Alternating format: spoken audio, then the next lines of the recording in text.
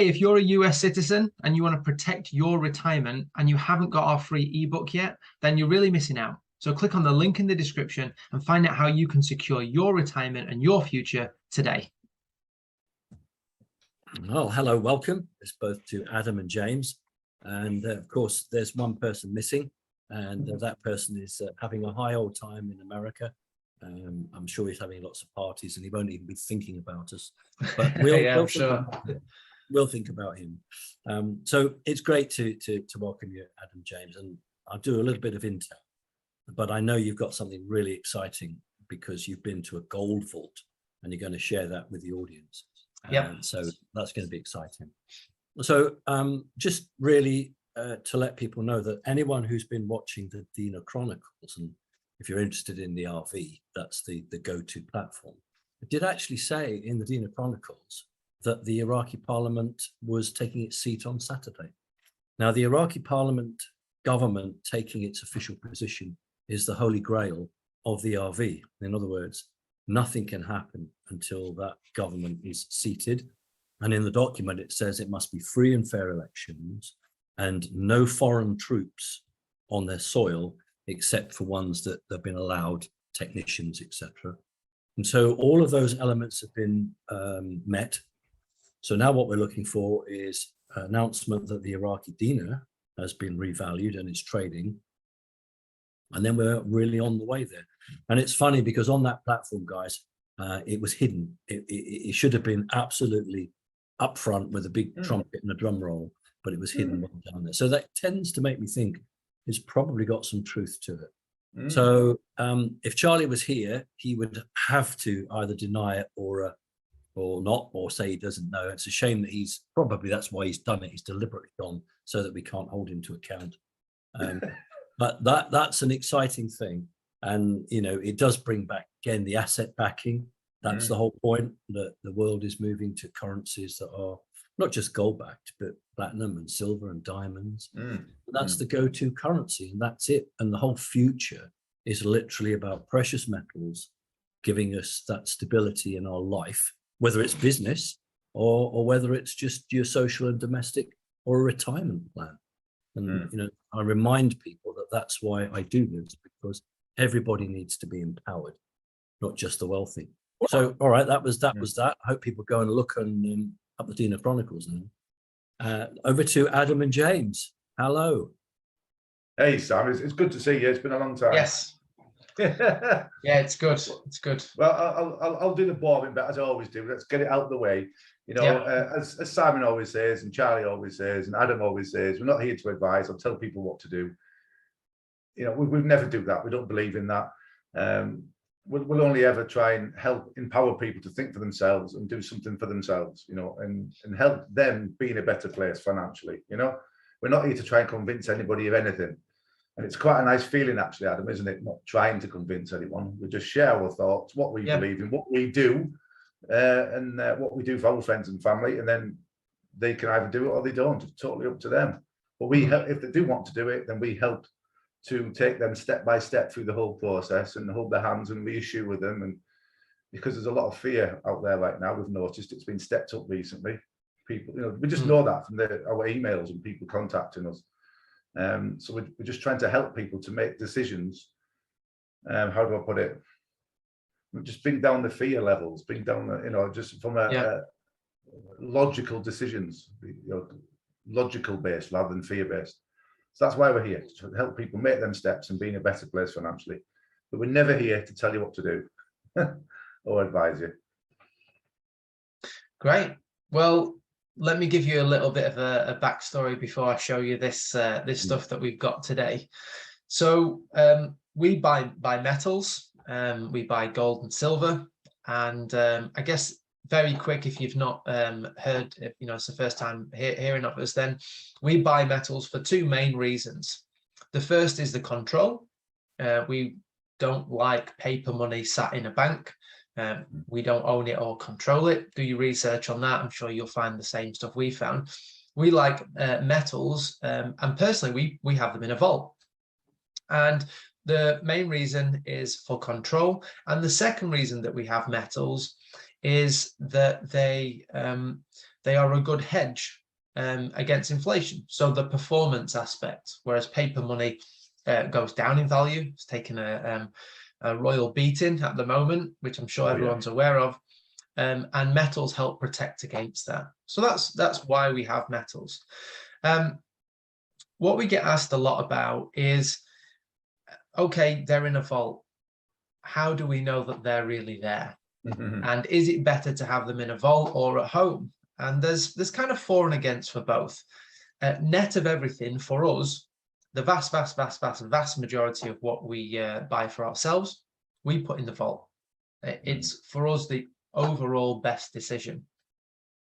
But it's not a case that you're rocking up to the vault and having a look in there, and for security reasons you can't just have a load of people doing that, which is, I guess, obvious. But what we had the opportunity to do was to go into one of the vaults a few weeks ago and to actually hold some gold in our hands. And the way that we buy metals is we know the exact serial bar number of the metals that we own part of. And we matched up the serial bar numbers on our account and the gold bars with their serial numbers, and we matched them up together. So we could see, and we'll show you in a second, side by side, those numbers matching. Just a quick point to mention is these bars that you're going to see are very big bars. They're about 12.5 kilos, so 400 troy ounces. So very, very big, very heavy. Me and James on these pictures have a smile on our face, but inside we're tensing all of our muscles. James more than me, he's got big guns, big muscles, and he's holding the bars there. But we don't own all of this bar. I guess it's kind of like an apartment in an apartment complex. You don't have to own the whole building, you can own part of it. So yeah, I'll show you this stuff now. And just to let you know that in the next coming weeks, we're going to be releasing some videos of our whole trip to Germany, because we did some quite interesting things while we were there, some interviews. Obviously, we went into one of the vaults, and yeah, it's going to be really, really good. So let me show you the pictures and of what we actually saw. So first of all, here, this is one of the guys that we were with. And this is the vault door. There's actually two doors on the vault, and yeah, as you can see, it's not just a normal wood door or a door that you have in your house or anything like that. Very, very thick, very comprehensive in its yeah, in its nature. What we couldn't film, obviously for security, we couldn't film certain things, and we couldn't take photos of certain things. They asked us not to film like down the lock. And also there's a few different security measures in place to open this vault door. So it's not just one big key. There was 2 keys, but there's codes and things like that. And they didn't want us to film all of that, again, for obvious security reasons. But this is a great shot, first shot of the vault door being opened. So from there, we went into the vault. And we saw these sealed, as you can see, they've got this, it's kind of like metal tape that goes around. When you buy like a big piece of furniture and it comes in a box and it's got this like metal tape around it. It was like that, with all the official stickers on it, with all the information, everything like that. And these were the 4 gold bars that we were going to open. We took the gold bars, took them to a different place within the vault, and we opened them, and this is what was inside those boxes. So 4 nice big shiny bars, really nice to see. And yeah, you think initially, I don't know about you, James, but I just thought when they were just in these boxes, they didn't look that great. They were quite no, not at all. It could have been anything in there, it could have been like 4 pairs of shoes or something. But once you open them, you go, oh wow, this is amazing. So yeah, we saw and unboxed these 4 bars of gold, and we got to actually hold them. And yeah, they're a lot heavier than they may look. Say 12.5 kilos. And again, James, I don't know about you, but I was petrified about dropping one of them. Yeah, definitely. didn't really want to do that. So yeah, we unboxed them. This is one of the best and happiest pictures I've ever seen James. He was over the moon about holding his holding his goal. Photos of myself. Oh god, yeah. So yeah, like we said, the metal is there. We can confirm we've touched it, tasted it, seen it. It's there. Yeah. And this is the stuff that's really important.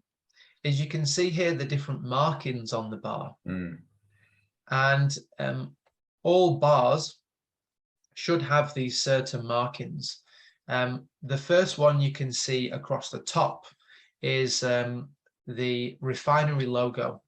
So this is the refinery that actually put this bar together from, it would have come out of the ground and they've refined it into this bar. The other thing that has to be on there is the purity. So you can see there at the bottom, 999.9. That's the purity of the gold in this bar. And then as you can see on the bottom, on the right next to that, is the serial bar number. And this is unique to that bar. And this is the bit that's really important, because this is how you match the bar number to the number on your account. And I think at this point, it's worth mentioning that there's different ways of buying metals. One of the ways is called unallocated. And what unallocated means is essentially you don't know that bar serial number. You might own 10 grams of gold, but you don't know which 10 grams it is. And like James said, with the uncertainty in the world and the fear, that for us, it's kind of not good enough that we don't know that information. We want to know exactly which bar it is, because there's nowhere to hide then. There's no manipulation. There's no possibility of manipulation or anything like that. You know exactly. It's this bar. And if you can't double sell the same bar either, which can happen sometimes. If it's unallocated, then they've just got to produce that metal when you want it at that time. So really, really important for us, 100% physical allocated metals with that bar number. So what we did is we got our phone out, we got our account, and we pulled up this section here. I'll just get the little pointer out. You can see here this section. This is the information about the metals that we own on our account. And the important bit here is this bar number.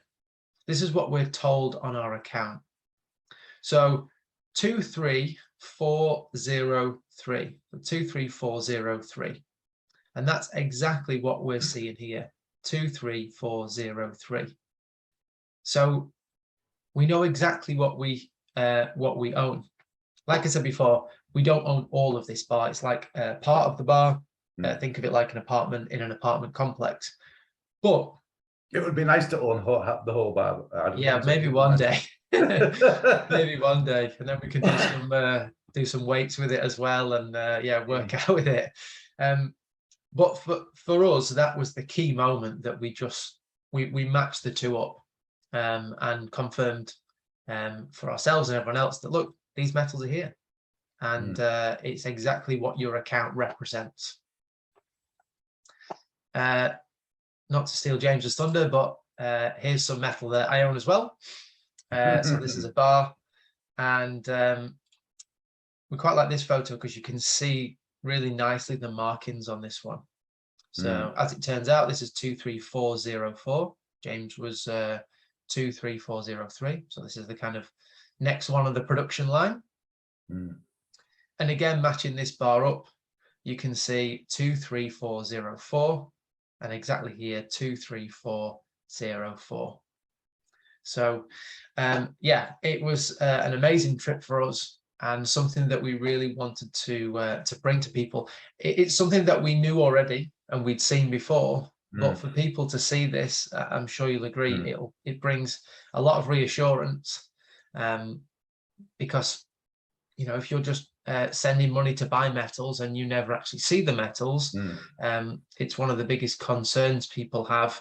When people are emailing us, would you say that's the most common question, James? The people just want, but people just want to be assured that they do own some precious metal, isn't it? They just want to know that it is the real deal. It is what we say it is on the tin, don't they? And this is why the whole objective of going over there and doing this was to try and reassure people that little bit more, Adam, wasn't it? To ask the really hard questions and to get them answered. Exactly. Can I just ask, because I Yes. know that Basel IV hasn't come in yet. So once Basel IV is in, is that going to put a lot more safety and security in?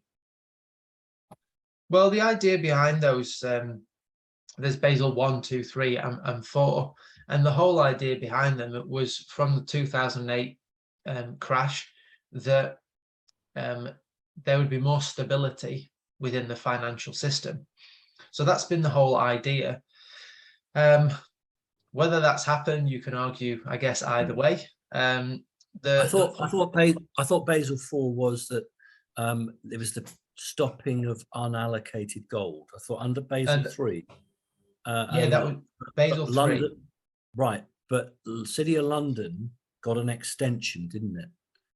It was allowed to extend because they said they couldn't do it in time. Is that right? Am I got it right? We spoke about this last time, didn't we? Yeah. Yeah. What happened was these were kind of frameworks and big things to implement kind of around the world. Basel III was meant to come out, I think initially it was like 2019, something like that. Then it got pushed back till after. No, then it was announced that it was going to be 2022, the beginning, I think. January 2022, yeah. Yeah, and then it's just got pushed back again. So, yeah, part of this Basel III framework is that it's not getting rid of unallocated metals. What it's saying is that banks can't. What's the best way of putting this? So there's different tiers of. I'll just stop sharing my screen. It might be a bit easier. So there's different tiers of capital within a bank. There's tier 1, which is a riskless asset like cash. If you've got cash, and we don't mean it's riskless in the sense that it makes money or does anything, but if you've got cash there, if you've got £100 or $100, then the value of that is £100 or $100. It's not like a loan or something that you're hoping will bring money in. The money's in. So that's tier 1. Tier 2 is things like loans, that maybe mortgages that the bank could say, look, the money's not in, but there's a fairly good chance that we're going to get it. So that's a tier 2, a little bit more risky. And then there's tier 3, which is the riskiest asset. And gold was a tier 3 asset on the bank's balance sheet. So seen as the riskiest, which is crazy, the amount that they would buy something that's deemed as a tier 3, but we know they're doing something else, and they know something else. Under Basel III, it was meaning that gold was going from a tier 3 asset, the riskiest, to a tier 1 asset. So not even to tier 2, but to tier 1, meaning that it was a riskless asset. And rather than banks being able to account for 50% of its value in tier 3, they could account for 100% of its value. So what we saw with that is that banks are all of a sudden going to want more allocated metal because they can account for 100% of it on their balance sheet rather than 50% of it. So it puts a lot more emphasis on it. But you're totally right in what you said, Simon, that is only for allocated metals. Unallocated metals won't be moved to a tier 1 asset. So what we saw with that, and think there's going to be a shift within people owning metals, that they're going to want allocated from unallocated because it's going to be in more demand. So I know that's a bit of a long answer to your question, but that's what we understood from how these changes are going to impact everything. I think that's really helpful. No, that's very, very helpful, because none of that is in place of what you did, which is to go and check the numbers. But what it shows is that whoever's at the top of this chain of command, governments or above them, is actually having to realize that gold and silver is actually better than paper money. And what I'd heard, they were being forced, as you just explained so well, to move it from, down the ladder and bring it right up to the front. And what I was told is when that is officially announced, everyone's going to be buying gold, because suddenly they'll realize that the banks are saying, look, this is what we want, this is number one. And at the moment they're not. So again, it's an interesting point that the public don't really know what's happening. And the elite. And I knew that had been pushed back, because what they were saying, and this is sort of unofficially told to me, that they were trying to keep gold cheap at the moment because they were buying it, and they pushed back Basel III. And once that's all official, the world and his wife will know the value of gold, and then these top boys are going to be in competition with ordinary people buying gold, and it will send the price up. So that's why I asked the question, and you've given a really good answer. Thank you. I couldn't have answered it better. It's a really, really good explanation, mate.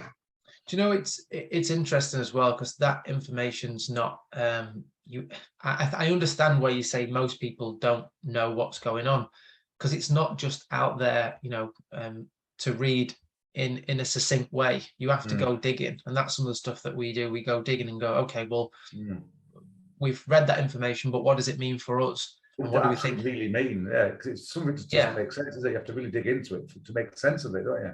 And a lot of it is in terminology that it's like, legal terms and finance terms that don't really mean a lot. And you think, oh, okay, but what is that? And our whole point, our whole mission is not just to give people information. There's so much information. People are drowning in information these days, but we want to give them information and then say ... and here's what you do with it, and here's how you position yourself and make it useful, rather than just more information. Because I'm sure we're all kind of bombarded with information these days, but it's that application that we really want to help people with. And physically being in Germany at the offices and physically being in a vault, we think will make a difference, just to show our customers and ourselves, because we're customers, just to prove to ourselves and all our customers, and to reassure them that their metals are safe, because that's one of the most common questions. And the other question, the physical metal, is it safe? The other question I wanted to the security was through the roof, Simon. The security just getting anywhere near the vault was just it was a mission. You said that they wouldn't let certain pictures. The question I wanted to ask: is it also an advantage to put it in a vault like that? If you wanted to swap from gold to silver, is it easy to do in a vault? Because it's not easy to do if you've got some gold at home, is it? No. We've actually only ever seen it possible when it's in a vault. Well, I mean, that's not to say that it's not possible outside of a vault, because we've not seen every company out there, and we don't know every way of working. But generally speaking, I mean, we've been buying metals for 7 years now. We've looked at a lot of companies, and we've only seen it possible inside a vault. And still, some ways of storing in a vault, with some companies, it's still not possible. So there's a specific way of doing it, and a certain type of vault as well, because especially with silver, as we've mentioned a few times before, if you just put silver in, I say any old vault, like it would just be something on an industrial estate or something. But if it was just a normal vault, then you would still have to pay the VAT on silver.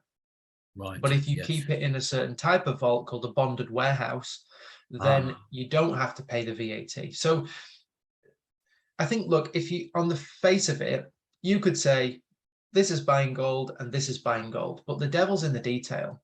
And once you get down to that detail, you can see actually buying it this way or doing it this way gives you a massive advantage to doing it another way.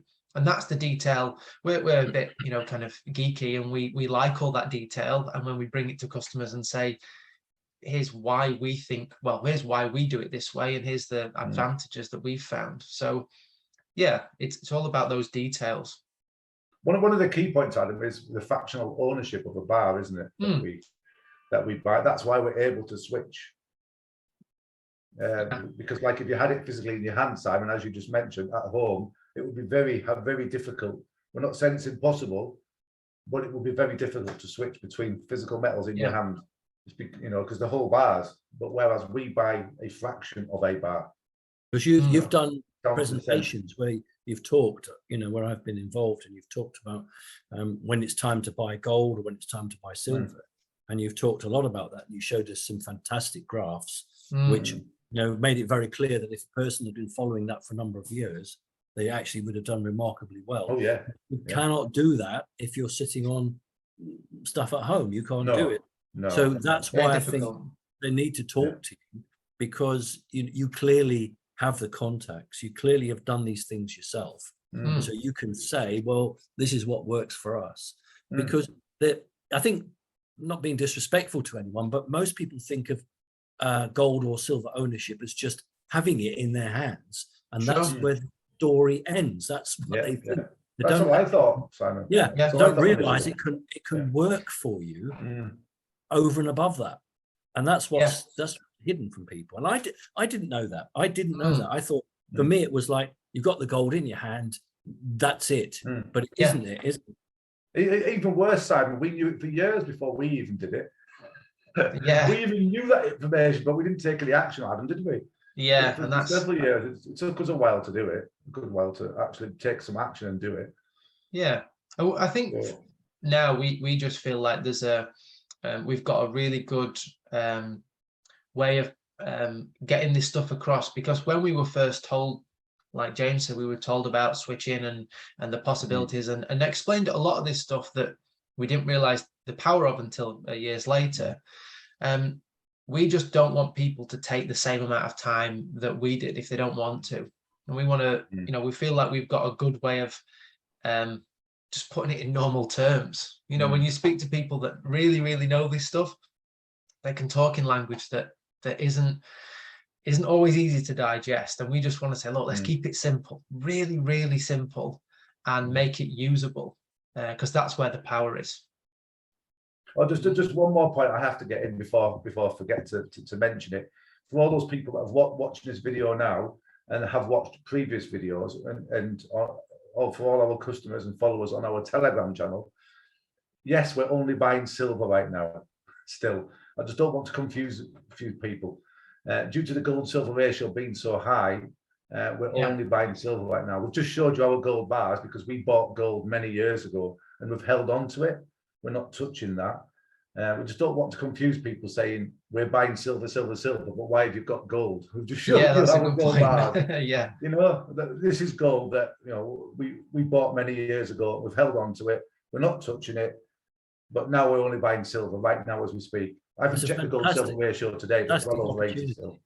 Fantastic opportunity to show the audience, because only a handful of people will ever have been into a gold vault. I mean, I've seen online pictures of the dead Queen, QE2, going in to see her gold, and I have to tell you, the vault pictures of hers was like as big as a football stadium. But for most people, that's it. And what you're doing is you're bringing it to life for people, and you're saying, this is real. It's not just some, I don't know, person with a lot of paperwork stuck on their wall. Here's real, here's pictures. And we're just a couple of ordinary guys, and we did it. And this is how we did it. And I think that what you're doing is you're taking, well, I can use the word, the magic, you're taking the hiddenness out of it, because somebody who makes their living as a professional on this, they don't want to take the magic out, the secret out of it, because then their customers could do it for themselves, and they'd do themselves out of a job. So what you're doing is doing what they would never dream of doing. They'd never dream of showing you that. And I think it's great because it shows the sincerity that you two have and the honesty that you have. No, thanks, Simon. And well, I think it's true, and I think it's really exciting, and it's part of what you believe in. And anyone who's wants to have a dabble, and it's, I think half the question is, do I trust a person? And somebody big office in London, you might not see perhaps once every 5 years, you get a phone call with them. Well, here's two very, don't mean it rudely, here's two very ordinary guys. Yeah, I know it's a compliment. Who you can get hold of. And that's what drew me to this, because, you know, it's what we're all about. It's about empowering people, whether it's spirituality, knowledge, intel, and hearing about the future, because I'd love to see a time when every government in the world said to people, when you retire, you can just move your money straight across into precious metals. Wouldn't that be great? Yeah, definitely. Yeah, I think if there is, you know, people that have watched this, like I said, we are going to put some other videos out about our whole trip to Germany, and it was a really interesting. We learned loads. You know, we thought we knew a lot, and a lot of it was confirmed, but we learned some extra stuff as well, which we'll put out there. But if anyone's watching this and you think we just want to have a chat or want to get in contact with you and find out a bit more, these pictures are great, but surely there's a bit more, or we've got questions, then please do get in contact with us. And I think the other thing that people don't always realize as well is when you, let's say, people want to speak to us, it's us that they speak to. So it's not like, you know, we have a team of people that say, oh yeah, Adam and James went in the vault and they did this and they did that. We're saying we went in there. Yes, we held it in our hands. Yes, it was heavy. Yes, it was shiny. Yes, we were worried about dropping it. And, you know, it's first-hand experience. And I think that's something that, is quite refreshing, I feel, anyway.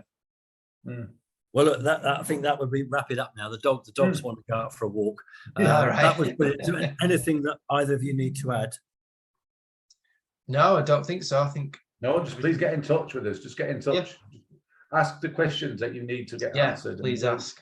Do our best to answer them. You know, that's why we do what we do, to help people be in a better place. It really is that simple, financially, and to set themselves up for the future. I mean, how much more prompting do people need just to look at the state of this country and the state of Europe and America? All right, listen, boys, it's been brilliant. I really enjoy it without Charlie. Because he's so damn old, he keeps nodding up. So lots of love. God bless. Thank you, Simon. Thanks, Simon. Cheers. Bye. Thank you. Bye. Shush, dogs, be quiet.